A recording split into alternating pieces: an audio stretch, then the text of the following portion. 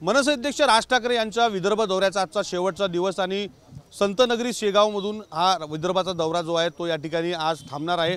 त्याआधी जर पाहिलं तर राज ठाकरे संत गजानन महाराजांच्या दर्शनानंतर विश्राम भवन या ठिकाणी दाखल झालेले आहेत आणि थोड्याच वेळात बुलढाणा जिल्ह्यातील पदाधिकाऱ्यांशी प्रमुख कार्यकर्त्यांशी बैठक जी आहे ती या ठिकाणी घेणार आणि बुलढाणा जिल्ह्यातील लोकसभा विधानसभा निवडणुकीच्या दृष्टीने कुठल्या मतदारसंघावर मनसेची ताकद आहे या संपूर्ण संदर्भाचा आढावा जे आहे ते घेणार आहेत।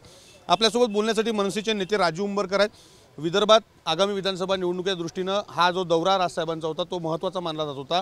आज दौरा संपतोय, किती मतदारसंघाची चाचपणी मनसेकडून या ठिकाणी झाली आणि आगामी निवडणुकीच्या दृष्टीने काय नेमका कार्यकर्त्यांसाठी हा संजीवनी ठरणारा दौरा आहे। संपूर्ण विदर्भातले प्रत्येक जिल्हे साहेबांनी बैठका घेतल्या, सगळ्या पदाधिकाऱ्यांचं म्हणणं ऐकून घेतलं। शिवाय इतर पक्षातले तर सोडा, परंतु इतरही काही लोक पक्षामध्ये निवडणूक लढायला इच्छुक आहेत इतर पक्षाचे, त्यांच्यासुद्धा नावे साहेबांनी घेतली। आता साहेब ठरवतील पुढच्या दौऱ्यामध्ये की काय करायचं आणि काय नाही, कुणाला उमेदवारी द्यायची कुणाला नाही।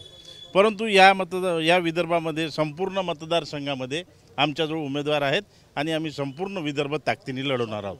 साधारण विदर्भात 62 मतदारसंघ आहेत, त्यापैकी मनसे किती जागा लढतील?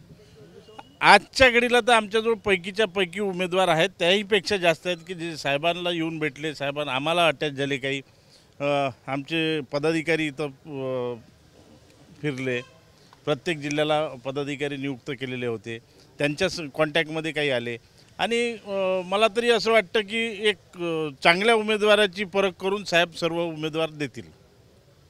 आपल्यासोबत कर्णबाळा दुनबाळे आहेत। मोठा एक गॅप मनसेचा गेल्या काही दिवसातला विदर्भातला होता राजसाहेबांच्या दौऱ्याचा, तो आज भरून निघाला। विधानसभा निवडणुकीच्या दृष्टीने कितपत तयारी मनसेची झालेली आहे? आमची 100% तयारी झालेली आहे। सन्माननीय राज ठाकरे साहेब ज्या वेळेस बाहेर पडतात दौऱ्यासाठी तो आमच्यासाठी सुवर्ण काळ असतो। गॅप कधीच नव्हता। प्रत्येक वेळेस कोणी ना कोणी नेता, कोणी ना कोणी पदाधिकारी हा विदर्भामध्ये कार्यरत आहेच ना।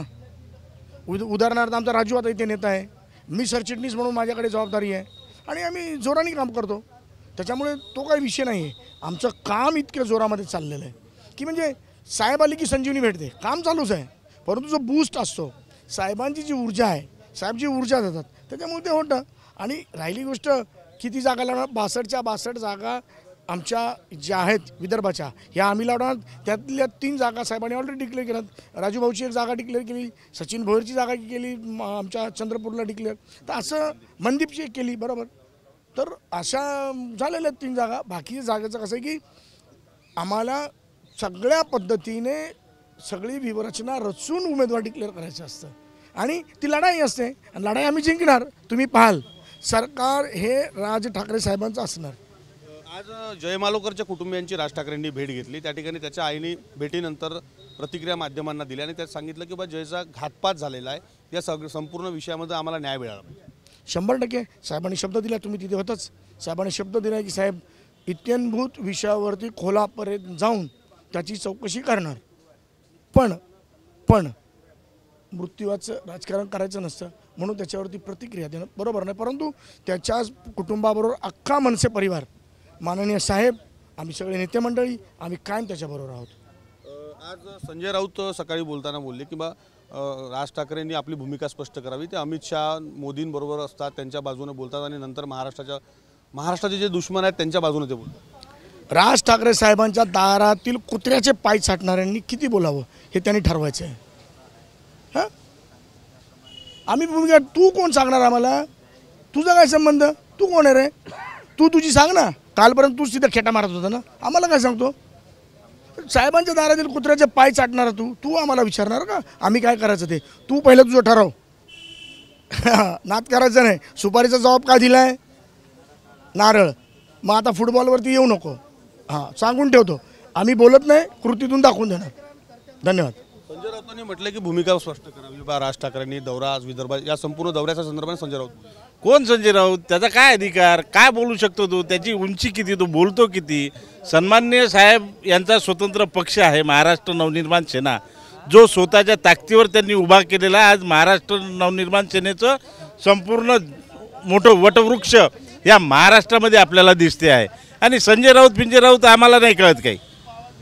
आमचा नेता योग्य वेळेस योग्य भूमिका त्यांची क्लिअर असते. महाराष्ट्रासाठी नेता आमचा जन्माला आलेला आहे, या महाराष्ट्रासाठी तो लढणारच आहे. याच्यामध्ये काँग्रेसचे पाय चाटणारे, दिल्लीश्वरांचे पाय चाटणाऱ्या लोकांनी आम्हाला हे विचारू नये.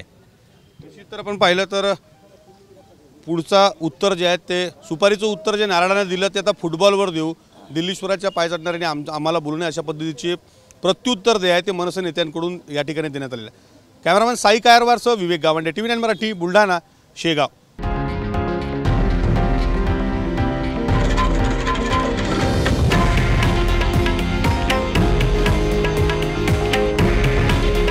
हे आहे देशातील नंबर 1 न्यूज नेटवर्क आणि आपण पाहत आहात TV9 मराठी. काळजी तुमची, हित महाराष्ट्राचं.